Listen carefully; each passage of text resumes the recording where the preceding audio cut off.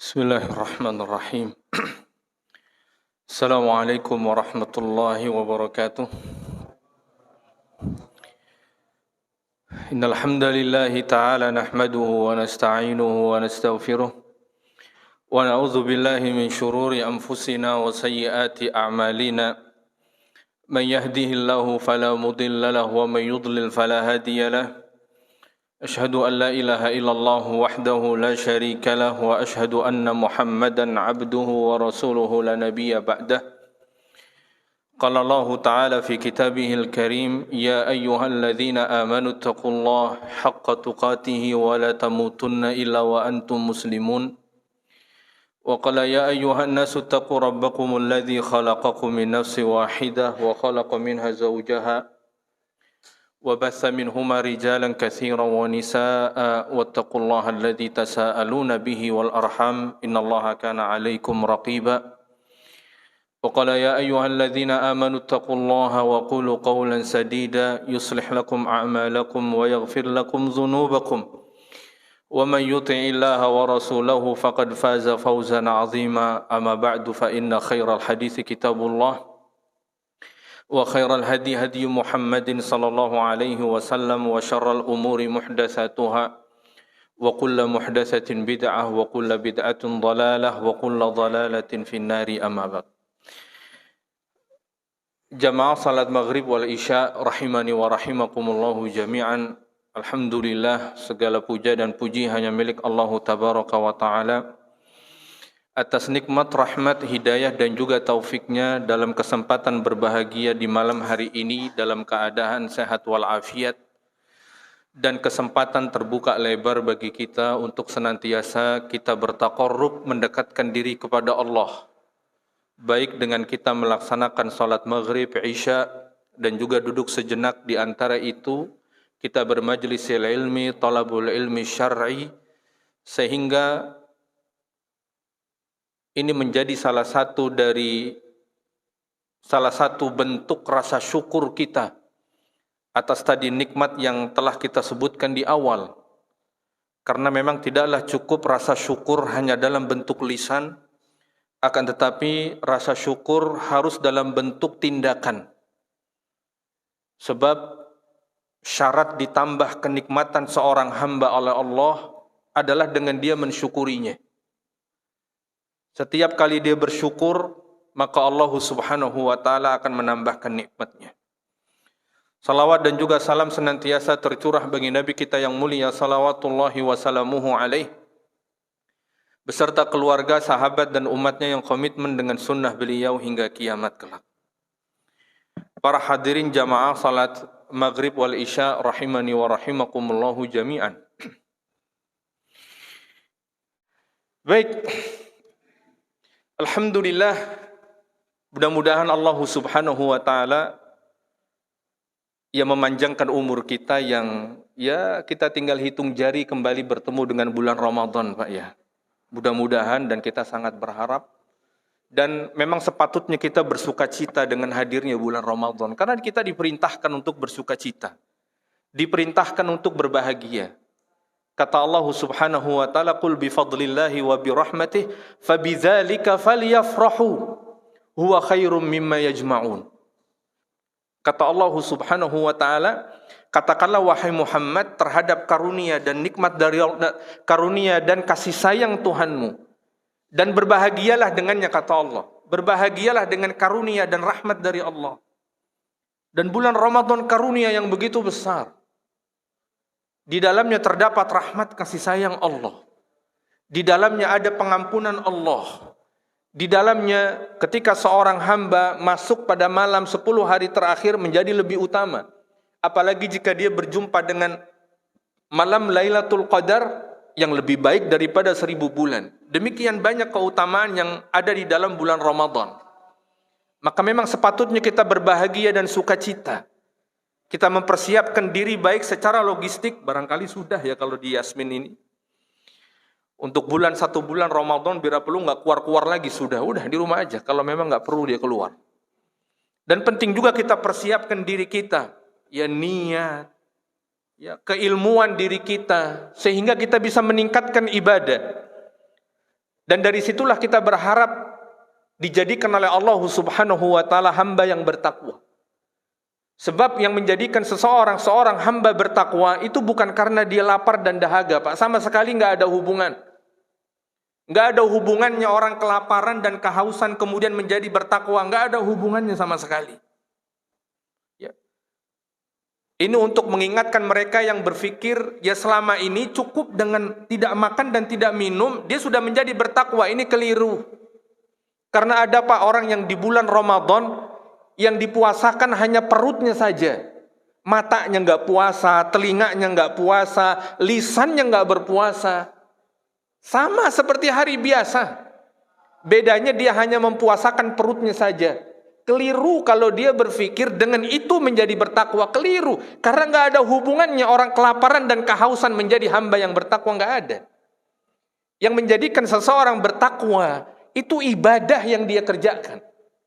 Baik di luar bulan Ramadan atau di dalam bulan Ramadan, ibadahnya yang bisa menjadikan dia bertakwa. Di antaranya apa? Menahan pandangan, menahan lisan. Semua itu ibadah. Menahan hawa nafsu, lalu kemudian menahan emosi, kemarahan dan lain sebagainya. Menjalankan qiyamul lail, salatul tarawih, qiraatul Quran, sedekah dan yang lain sebagainya yang kita dianjurkan oleh Nabi SAW. Rangkaian itulah yang menjadi kita bertakwa. Bukan karena lapar dan dahaganya. Makanya Allah sebutkan dalam kitabnya, ya ayuhan nasu'budu rabbakumul ladzi khalaqakum walladzina min qablikum la'allakum tattaqun. Wahai manusia, sembahlah Tuhanmu Allah semata yang menciptakan kalian dan orang sebelum kalian agar apa? Agar kalian bertakwa. Setelah diperintahkan ibadah, Pak.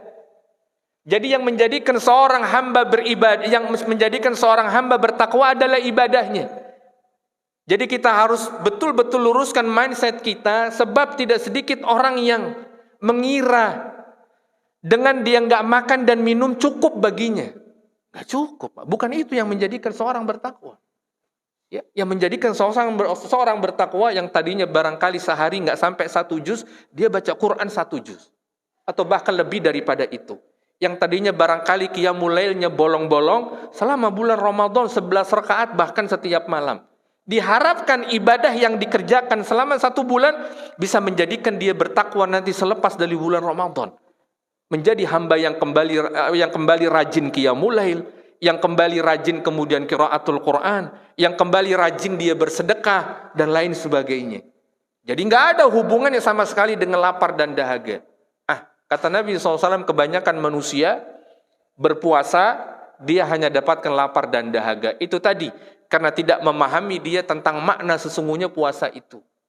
Ya, mudah-mudahan ini bisa menjadi pemanasan, Pak. Ya, karena kurang lebih 2 pekan lagi kita akan berjumpa dengan bulan Ramadan. Mudah-mudahan Allah Subhanahu wa taala yang terpenting, ya Allah mengizinkan kita, memanjangkan umur kita untuk kembali lagi dengan bulan Ramadan.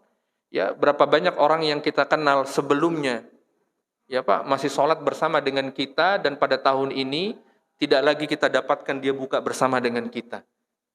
Dan Allah pilih kita di antara sekian banyak. Yang mudah-mudahan kita semua bisa berjumpa dengan bulan Ramadan dan kembali, ya, kita menorehkan prestasi kita di bulan tersebut untuk betul-betul kita beribadah kepada Allah Subhanahu wa taala. Baik para hadirin yang semoga dimuliakan Allah, kembali kita akan lanjutkan pelajaran kita dari kitab Riyadhis Shalihin bab taubah, bab taubat. Ya, kita masuk dalam bab taubat di mana karena taubat inilah Bapak kita Adam alaihi salatu wassalam membuka jalan bagi kita untuk kita kembali ke kampung halaman di surga. Ketika Adam alaihi salatu wassalam Allah usir dari surga, pertama yang beliau lakukan, membuat pernyataan pengakuan kesalahan dirinya di hadapan Allah Subhanahu wa taala dan bertaubat. Ini yang pertama kali dilakukan Adam. Padahal bisa saja Adam alaihi salatu wassalam membela diri di hadapan Allah. Karena memang terjadi ini semua bukan semata-mata karena dirinya. dimakannya buah yang Allah larang semata-mata bukan karena dirinya. Karena siapa, Pak? Iblis yang tipu daya, membisikkan, merayu Adam. Sebetulnya bisa saja Adam alaihi salatu wassalam membela diri di hadapan Allah dengan mengatakan, ya Allah, saya digoda oleh iblis. Siang dan malam iblis datang merayu, menggoda, menipu, dan akhirnya saya jatuh. Bisa saja itu yang dilakukan oleh Adam. Ya sebagaimana kebanyakan kita, Pak, ya. Kalau kita melakukan suatu kesalahan, apakah di kantor, apakah di rumah, sering kali kita menjadikan seseorang sebagai kambing hitam, Pak, ya. Atau kita jadikan sesuatu menjadi kambing hitam. Seolah-olah kita tidak berbuat salah. Padahal jelas kita berbuat salah. Ya. Tapi lihat kita mendapat pelajaran berharga dari Adam alaihi salatu wassalam tentang taubat. Mendapat pelajaran berharga. Dan Adam alaihi salatu wassalam bertaubat. Dan Allah menerima taubatnya. Dan dengan itulah terbuka jalan bagi kita untuk melakukan hal yang sama dan dapat kembali ke kampung halaman kita, yaitu di surga. Apa kata Adam? Rabbana zalamna anfusana wa illam taghfir lana wa tarhamna lanakunanna minal khasirin. Begitu Adam diusir oleh Allah. Adam mengatakan, ya Allah, kami telah menzalimi diri kami. Wa illam taghfir lana, kalaulah engkau tidak ampuni dosa-dosa kami, ya Allah, wa tarhamna lanakunanna minal khasirin, tidak juga kami dikasihani, ya Allah, kami akan menjadi orang-orang yang merugi, kata Adam. Itulah Adam alaihi salatu wassalam. Pak, berapa sih dosa yang dilakukan Adam sampai dia diusir dari surga? Kita tahu berapa dosa Adam sehingga Allah mengusirnya dari dalam surga dan dianggap nggak layak di dalam surga, Pak. Ada yang bisa sebutkan, Pak? Satu persatu berapa dosanya Adam? Ada yang bisa sebutkan berapa dosanya Adam sehingga Allah menganggapnya dia nggak layak di dalam surga dan harus diusir keluar dari surga? Berapa, Pak? Bisa ada yang menyebutkan? Mungkin kita hitung satu persatu, Pak. Dosanya Adam cuma satu. Dan sekali-kalinya dia berdosa. Dan satu-satunya dosa yang dia kerjakan, mendekati pohon yang Allah larang. Dengan itu Adam dianggap nggak layak tinggal di surga. Kalau kita bertanya, apakah kita layak masuk surga? Jawabannya enggak, Pak. Nggak ada satupun di antara kita yang layak masuk ke dalam surga.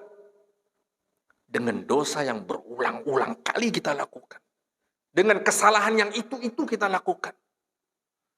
Adam hanya dengan satu kesalahan diusir oleh Allah. Dianggap nggak layak. Lalu bagaimana dengan kita, Pak? Baru kemarin istighfar. Hari ini melakukan dosa yang sama.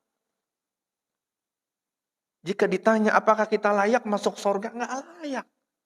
Kalau Allah tidak mengampuni kita. Kalau Allah nggak kesian sama kita, nggak bakal layak. Apa yang bisa kita andalkan dari amal soleh yang kita kerjakan? Untuk menyeimbangi nikmat yang Allah berikan saja, ini amal soleh nggak bisa, Pak. Nikmat yang Allah berikan di dunia, untuk mengimbanginya saja, amal soleh kita nggak pernah kena. Nggak pernah bisa mengimbanginya. Sebab yang namanya nikmat Allah, kata Allah, wa in ta'uddu ni'matallahi la tuhsuha. Jika kalian menghitung-hitung nikmat Allah, nggak bakal kalian bisa hitung. Sedangkan ibadah yang kita kerjakan, Pak, dengan mudah kita menghitungnya. Berapa banyak sih sehari ini kita ibadah? Dengan mudah kita menghitungnya ibadah kita. Nggak pernah sebanding ibadah kita yang terhitung jumlahnya dengan nikmat Allah di dunia yang tidak terhitung bilangannya. Kita belum bicara tentang nikmat Allah dalam bentuk surga, Pak, ya. Baru nikmat Allah dalam bentuk dunia. Makanya nggak bisa seseorang mengandalkan amal solehnya masuk ke dalam surga, nggak bisa, Pak. Makanya Nabi Shallallahu Alaihi Wasallam yang sedemikian agung amal solehnya, Pak, ya. Nabi yang mengenalkan kepada jutaan dan miliaran manusia hari ini, ya, agama Islam, karena sebab beliau, begitu agungnya pahala beliau pun tidak merasa amalannya lah yang mengantarkan dirinya ke dalam surga. Kata Nabi SAW, lan yadkhulal jannata ahadun bi'amali. Kata Nabi SAW, tidak ada satupun orang yang masuk surga karena amal solehnya, kata Nabi. Ini jelas amal soleh yang diterima, Pak, ya. Kita bicara tentang amal soleh yang diterima.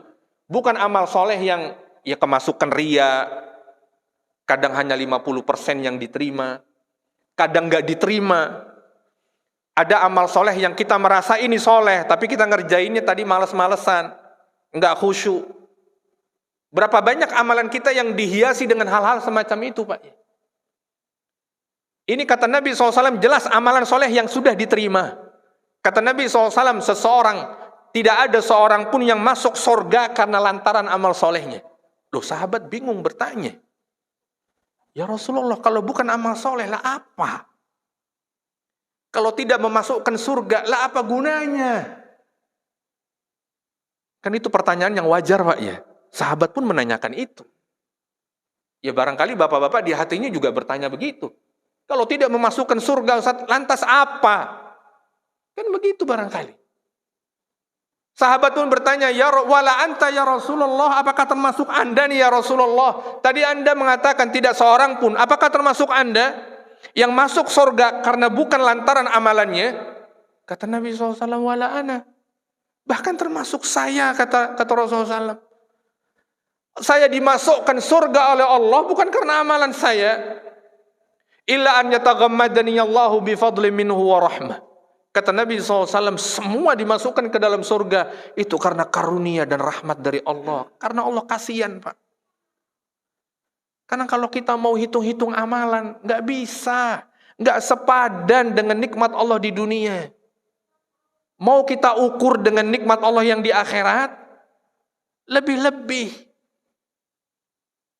Ini hadis maksudnya bukan berarti besok, ya udah Ustaz, besok anak nggak mau beramal. Anak mau berharap rahmat Allah aja. Ya bukan begitu, Pak, maksudnya. Setelah Nabi katakan ini juga besok nggak ada sahabat yang nggak datang ke masjid, Pak. Tetap datang semua ke masjid. Ada panggilan jihad, semuanya datang berjihad. Ada anjuran bersedekah, mereka juga bersedekah. Bahkan Nabi mencontohkan nggak pernah libur, Pak, sholat berjamaah. Nabi nggak pernah libur sholat berjamaah. Meski demikian, bukan berarti besok udah nggak beramal lagi. Tetap beramal. Karena yang namanya rahmat dan pengampunan, Pak, itu adalah buah seseorang ketika beramal. Bukankah ketika orang sholat, kata Nabi SAW, dalam sebuah hadis disebutkan, orang yang sholat 5 waktu, itu seperti orang yang mandi di sungai sehari 5 kali, kata Nabi SAW. Seperti itulah ia dibersihkan dosa-dosanya. Kata Nabi, apakah masih ada kotoran di tubuhnya? Ya tentu tidak ya Rasulullah. 5 kali mandi di sungai lagi, airnya mengalir deras. Artinya apa? Sholat mengampuni dosa. Berpuasa mengampuni dosa. Dan amalan-amalan yang lain mengampuni dosa. Kita jalan ke masjid mengampuni dosa. Artinya nggak mungkin kita mendapatkan pengampunan tanpa kita beramal. Jadi begitu, Pak. Jadi yang memasukkan kita ke dalam surga bukan amal soleh, tapi bukan berarti kita tidak beramal. Karena sebab Allah mengampuni dosa-dosa kita dan menyayangi kita ketika kita beramal. Jalan ke masjid diampuni setiap langkahnya dosa-dosa kita. Nah, maksudnya adalah agar kita di sini nggak tertipu. Sebab tidak sedikit di antara manusia dia tertipu dengan amalannya dan merasa sudah berada di zona aman, Pak. Ketika barangkali mungkin dia baru sedekah 10 juta di panti asuhan misalkan. Setelah itu dia merasa sudah berada di zona aman. Lumayan buat cadangan beberapa hari ke depan. Berharap kemaksiatan yang terjadi ya bisa tertutupi dengan yang 10 juta. Ya. Dia berpikir terkadang ya tidak ingin meningkatkan kuantitas dan kualitas dari amalannya. Maksudnya adalah agar kita jangan tertipu seperti itu. Berhenti beramal, tidak meningkatkan amalnya karena lantaran sudah merasa aman. Sama sekali tidak. Lihatlah Adam alaihi salatu wassalam. Seketika dia memohon ampunan kepada Rabb-Nya karena dia tahu yang memasukkan dia nanti ke dalam surga kembali adalah pengampunan dari Allah Subhanahu wa taala. Beda Pak dengan yang dilakukan iblis. Karena diusirnya Adam dan iblis itu relatif bersamaan Pak ya. Jadi diusirnya Adam dan iblis relatif bersamaan. Iblis juga diusir dari surga Pak, karena sebelumnya dia hidup bersama malaikat di surga. Itu iblis dulu rumahnya, bukan di neraka Pak. Gak ada yang kuat tinggal di neraka. Jangan dikira nanti iblis begitu Allah campakkan ke dalam api neraka, oh ini habitat saya, gak ada masalah. Enggak, iblis juga terbakar Pak. Iblis juga akan tersiksa di neraka. Oleh karenanya iblis waktu itu tinggalnya juga di surga.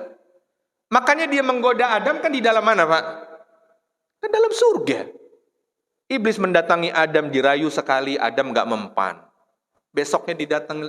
Ini peristiwa ini semua terjadi di surga. Pohon yang dilarang itu pun di dalam surga. Jadi iblis bukan tinggal di neraka. Ya. Gak ada yang kuat tinggal di neraka Pak. Iblis sekalipun. Beda dengan yang dilakukan iblis. Ketika iblis diusir oleh Allah, dia tidak lakukan apa yang dilakukan oleh Adam alaihi salatu wassalam, membuat pengakuan dosa. Iblis enggak. Iblis justru memohon penangguhan, bukan pengampunan. Enggak seperti Adam.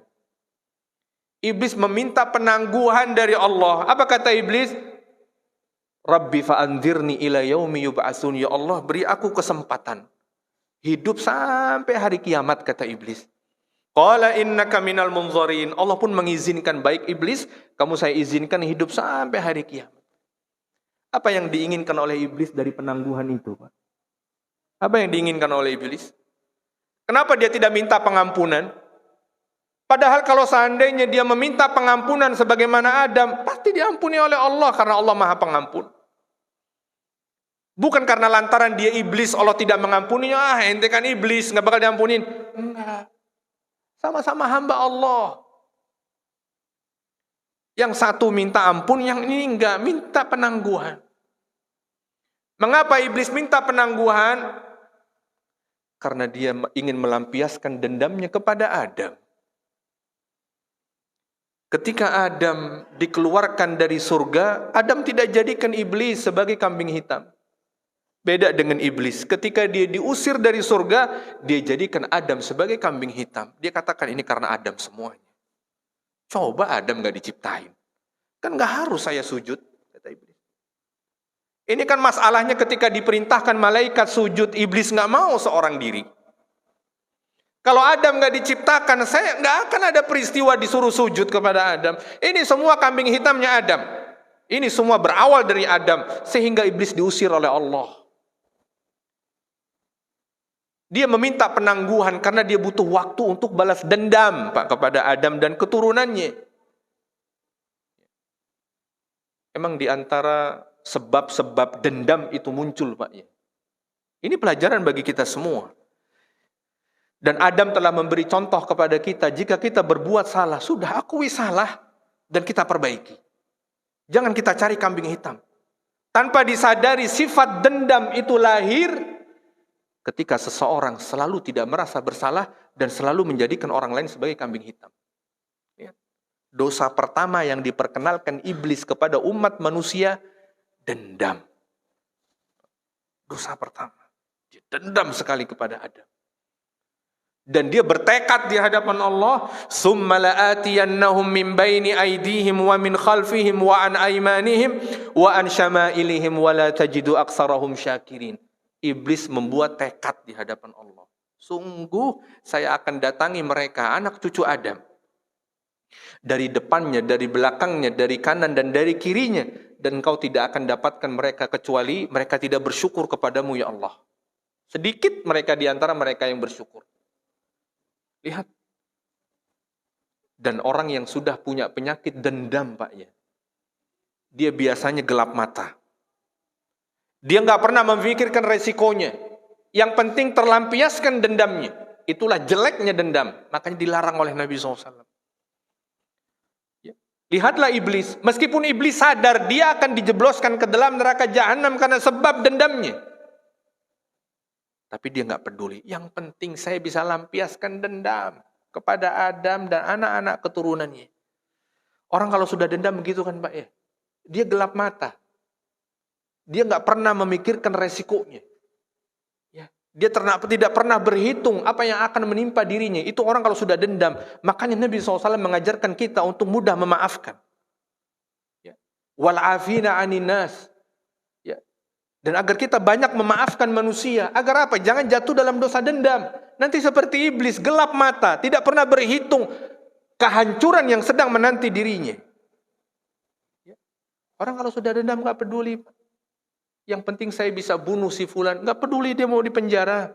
Nggak peduli mungkin divonis dia hukuman mati. Nggak peduli. Yang penting terlampiaskan. Ini bahayanya dendam. Para hadirin yang semoga dimuliakan Allah Subhanahu wa ta'ala. Maka kita bersyukur kepada Allah atas karunia.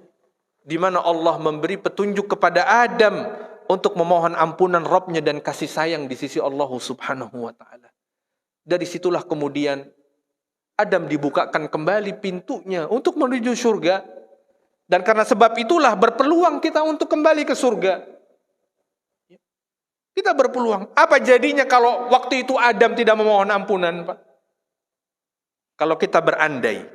Apa jadinya jika Adam waktu itu sikapnya kayak iblis? Yang Allah haramkan masuk surga. Bagaimana dengan nasib kita? Bagaimana dengan nasib kita? Nggak kembali lagi kampung halamannya. Para hadirin yang semoga dimuliakan Allah Subhanahu wa ta'ala. Kita masuk dalam hadis yang pertama. An Abi Hurairah radhiyallahu anhu qala sami'tu Rasulullah sallallahu alaihi wasallam yaqul wallahi inni la astaghfirullah wa atubu ilaihi fil yaumi aktsara min 70 marrah. Hadis rawahul Bukhari. Hadisun sahih rawahul Bukhari. Kata Nabi sallallahu alaihi wasallam dari sahabat Abu Hurairah, aku mendengar Nabi sallallahu alaihi wasallam berucap, demi Allah, sesungguhnya aku memohon ampunan, beristighfar dan bertaubat kepada Allah dalam satu hari lebih banyak daripada 70 kali, kata Nabi SAW. Dalam sehari. Dalam sehari Nabi SAW beristighfar dan bertaubat lebih dari 70 kali. Berapa banyak sih dosanya Nabi? Sebanyak itukah beliau beristighfar? Kita aja nggak sebanyak itu. Apakah karena memang dosa kita sedikit? Sehingga ya barangkali 10 kali udah bagus. Kita beristighfar dan bertaubat kepada Allah. Apakah dosa kita sedikit? Lalu kemudian kita menganggap ya tidak perlulah sampai lebih dari 70 kali, kata Nabi SAW. Ini semua bukan karena dosa kita yang sedikit, Pak. Ya karena kerasnya hati kita. Bukan karena dosa kita yang sedikit, tapi kerasnya hati kita sehingga kita enggan untuk beristighfar dan bertaubat kepada Allah. Nabi SAW 70 kali bahkan lebih dalam satu hari. Tanpa melakukan dosa dan maksiat. Nabi maksum. Allah menjaga beliau dari maksiat dan dosa.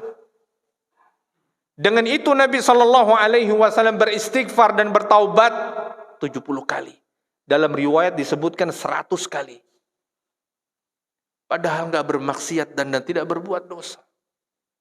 Mengapa demikian Nabi SAW lakukan? Agar menjadi teladan bagi kita semua, Pak, di kemudian hari. Agar kita mengambil pelajaran. Dan menjadikan beliau teladan terbaik dalam kehidupan kita.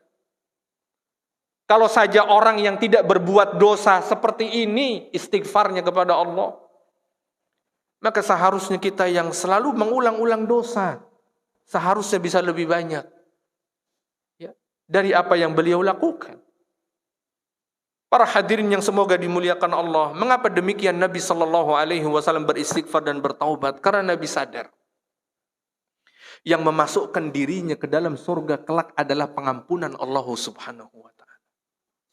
Pengampunan Allah Subhanahu wa taala. Bukan yang lainnya. Tidakkah kita pernah dengar hadis Nabi sallallahu alaihi wasallam, Pak? Seorang wanita yang dimasukkan ke dalam neraka hanya karena seekor kucing? Pernah dengar Pak hadis? Ya. Nabi SAW menyebutkan ada seorang wanita Allah masukkan ke dalam api neraka karena seekor kucing yang dia kurung, lupa dikasih makan, lalu kemudian mati di dalam kurungan. Dengan itu dia dimasukkan ke dalam api neraka. Pertanyaannya, seberapa mahal si kucing sehingga manusia dimasukkan ke dalam api neraka? Dan tidak disebutkan tentang dosa-dosa wanita tersebut kecuali karena kucing itu. Seberapa mahal si kucing itu? Kucing Persia, kucing ras. Sehingga seorang manusia Allah masukkan ke dalam api neraka karena seekor kucing. Jawabannya adalah karena Allah tidak mengampuni dosanya. Bukan karena kucingnya, tapi karena Allah nggak ampunin. Ya.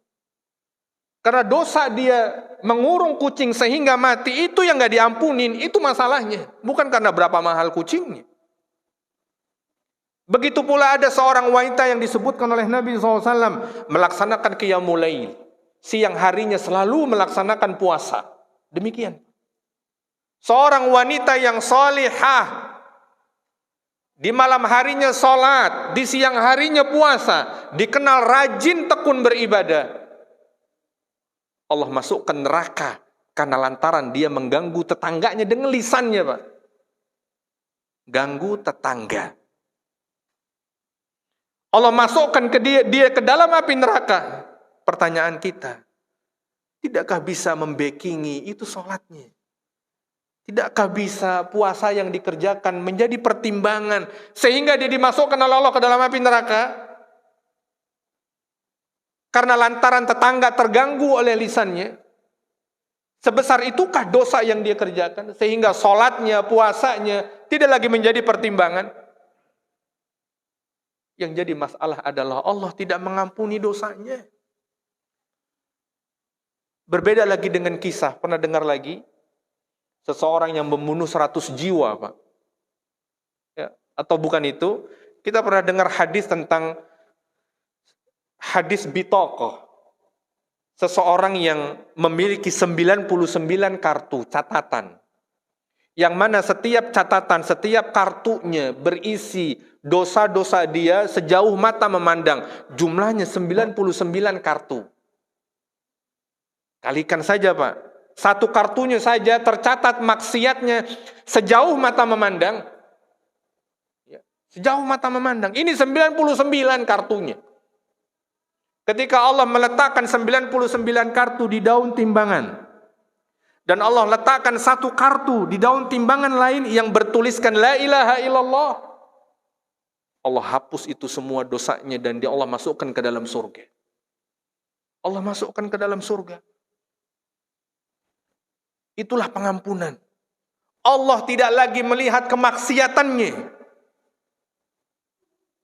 Kalau Allah sudah mengampuninya, tidak lagi dilihat berapa banyak kemaksiatannya. Allah akan masukkan dia ke dalam surga tanpa dimasukkan ke dalam api neraka. Pernah dengar lagi, apakah kita pernah dengar hadis seorang wanita pelacur yang karena dia memberi minum seekor anjing lalu kemudian Allah mengampuni dosa-dosanya dan dimasukkan ke dalam surga? Pelacur, Pak. Bukan wanita yang ya selingkuh sekali dua kali, bukan selingkuh sekali dua kali, berzina. Hanya karena sebab memberi minum seekor anjing. Bukan manusia yang dia bantu, tapi anjing. Mengapa demikian Allah memasukkan dia ke dalam surga dengan dosa yang demikian besar, dengan amal kebaikan yang kita lihat demikian kecil? Di mana masalahnya? Masalahnya karena Allah mengampuninya, selesai sudah. Allah kalau sudah mengampuni dan menyayangi seorang hamba, selesai. Allah tidak lagi melihat dosa-dosanya. Oleh karenanya, para hadirin yang semoga dimuliakan Allah, inilah yang menjadi alasan kenapa Nabi sehari 70 bahkan lebih daripada itu bertaubat dan beristighfar kepada Allah Subhanahu wa taala. Sebab beliau sadar ya, dengan pengampunan Allah dan kasih sayangnya lah yang akan mengantarkan dirinya ke dalam surga. Para hadirin yang semoga dimuliakan Allah Subhanahu wa taala, hadis yang kedua. Wa anil Aghar ibnu Yasar al-Muzani radhiyallahu anhu qala Rasulullah sallallahu alaihi wasallam, ya ayuhan nas tubu ila Allah wastaghfiruhu fa inni atubu ilaihi fil yaumi mi'ata marrah. Hadis rawahu Muslim.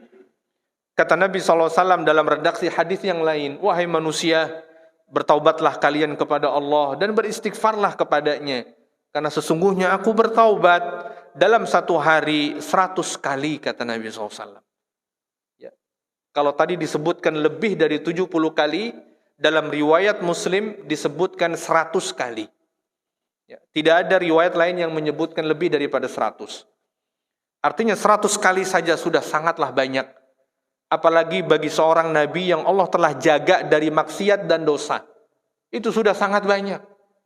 Kita yang dosanya banyak saja nggak mampu. Nggak usah 100 udah. Mungkin barangkali 20 kali kita agak ragu, Pak, ya. Dalam sehari kita bertaubat kepada Allah. Apakah sampai kita bertaubat sampai 20 kali? Ragu kita. Ya. Dan yang terakhir sebagai penutup, An Abi Hamzah Anas bin Malik Al-Ansari khadim Rasulullah sallallahu alaihi wasallam radhiyallahu anhu qala Rasulullah sallallahu alaihi wasallam, lallahu afrahu bitaubati abdihi min ahadikum saqata ala ba'irihi wa qad adallahu fi ardi falah. Hadis muttafaqun alaih rawahul Bukhari wa Muslim. Kata Nabi sallallahu alaihi wasallam, sungguh Allah amat bahagia, Allah amat senang, ya, lallahu afrahu bi taubati abdih. Allah sangat senang, Allah sangat bahagia, Allah sangat sumringah dengan taubat seorang hambanya. Kita azan dulu.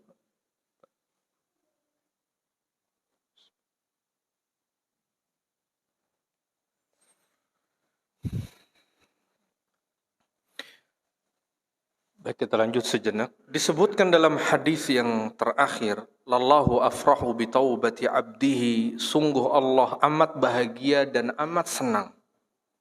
Dan hadis ini Nabi sallallahu alaihi wasallam menetapkan bahwasanya Allah senang.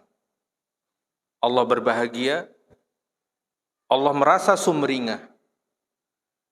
Dan ini merupakan salah satu dari sifat-sifat Allah Subhanahu wa taala yang mulia dan maha tinggi.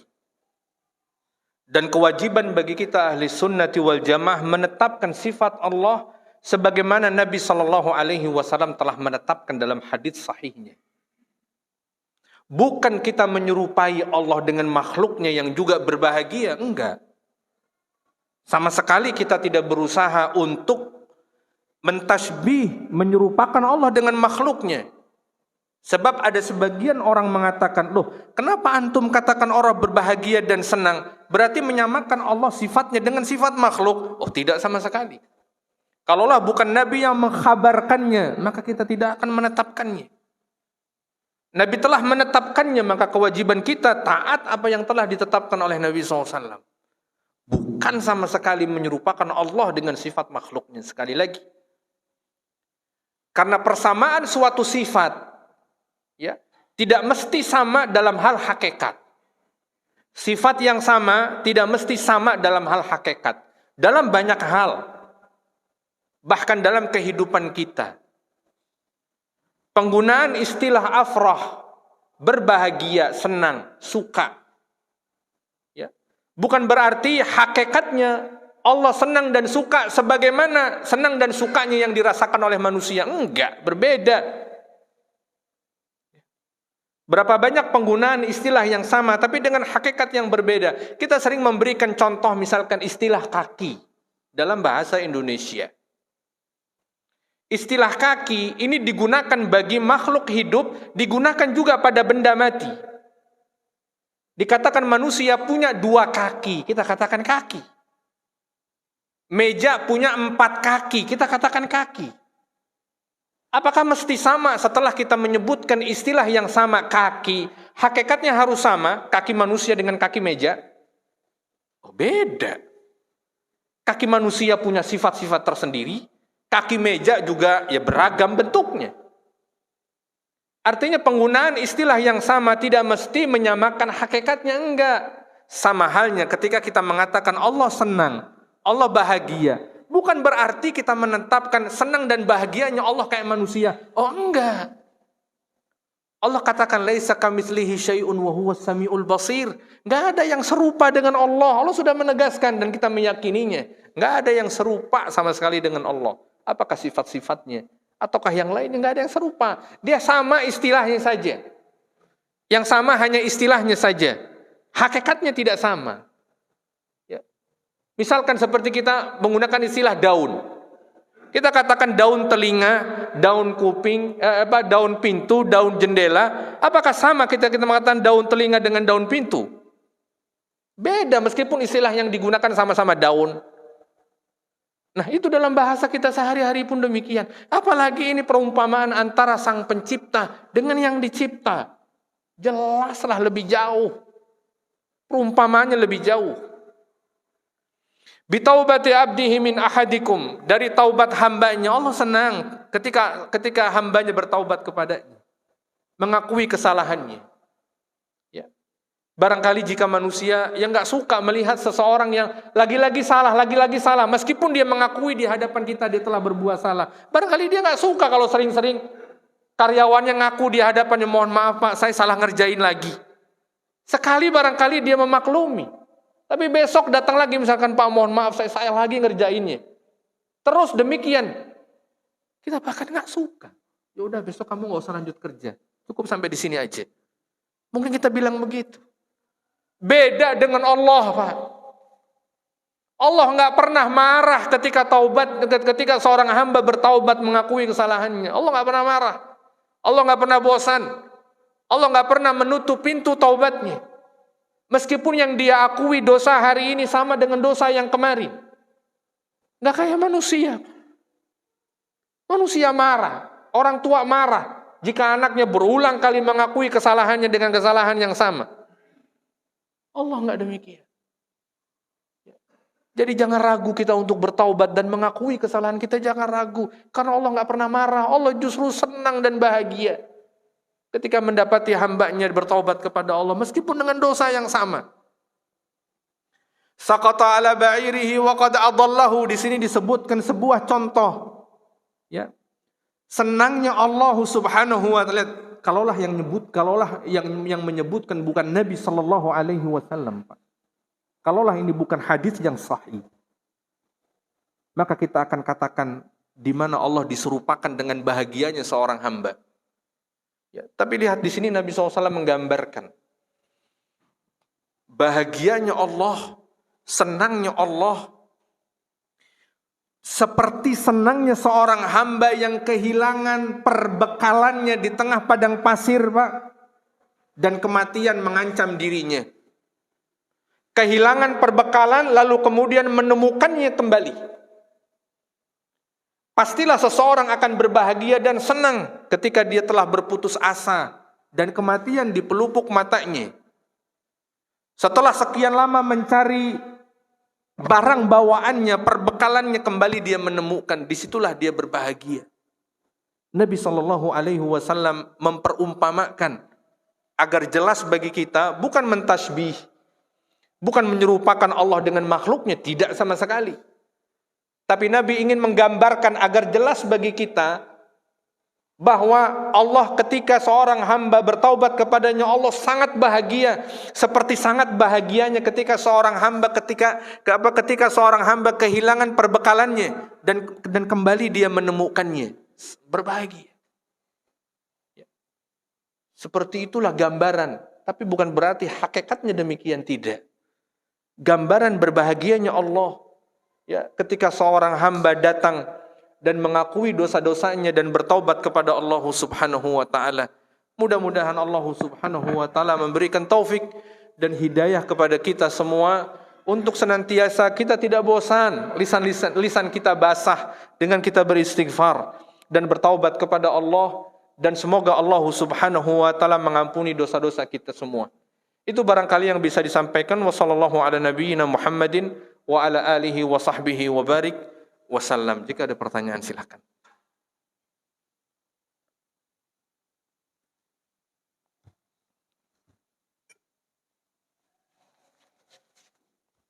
Silakan, Pak. Assalamualaikum.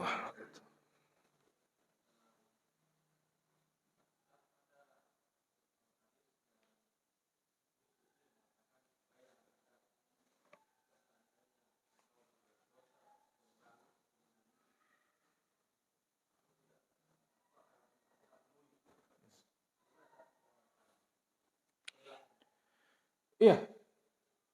Dalam sebuah hadits qudsi berbunyi sebagaimana tadi ditanyakan, yang mana redaksinya kurang lebih artinya, Allah mengatakan, wahai anak Adam, jika engkau membawa dosa, maksudnya menghadap Allah Subhanahu wa ta'ala, sepenuh langit dan bumi, dan Allah katakan aku nggak peduli dalam arti Allah akan ampuni. Dia datang kepada Allah, itu hadis berbicara tentang tidak menyekutukan Allah, Pak ya. Di ujung akhirnya disebutkan selama seorang hamba tidak menyekutukan Allah, ya, Allah Subhanahu wa ta'ala akan mengampuninya dan tidak peduli dengan dosa-dosanya. Seperti hadis yang tadi kita sebutkan tentang hadis 99 kartu, Pak ya.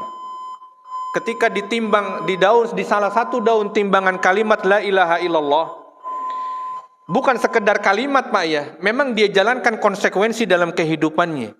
Dia memurnikan ibadahnya. Dia tidak pernah menyekutukan Allah. Dia sangat menjaga dirinya dari perbuatan syirik. Jadi bukan sekedar kalimat la ilaha illallah yang hari ini semua orang fasih mengucapkannya, Pak ya. Tapi tidak menjalankan konsekuensinya. Lihat, Allah nggak peduli dengan catatan dosa sebanyak 99 catatan. Allah nggak peduli. Yang mana satu catatannya sejauh mata memandang. Ketika dia tidak menyekutukan Allah, di salah satu daun timbangan ada kalimat la ilaha illallah, dan lebih berat kalimat la ilaha illallah, Allah masukkan dia ke dalam surga tanpa Allah azab di dalam neraka. Disitulah Allah nggak peduli dengan berapa banyak dosa seorang hamba. Namun bukan berarti hadis-hadis ini menganjurkan kita, yuk besok kita mulai bermaksiat berjamaah. Bukan, sama sekali. Maksudnya di situ dijelaskan tentang rahmat dan kasih sayang Allah yang begitu luas, dan di mana ketika seorang hamba tidak menyekutukan Allah, maka Allah akan memberikan ampunannya dengan kehendak Allah Subhanahu wa ta'ala dengan sebesar dosa yang dilakukan seorang hamba. Itu barangkali yang bisa disampaikan. Semoga bermanfaat. Kita akhiri. Subhanakallahumma wa bihamdika asyhadu an la ilaha illa anta astaghfiruka wa atubu ilaik. Assalamualaikum warahmatullahi wabarakatuh.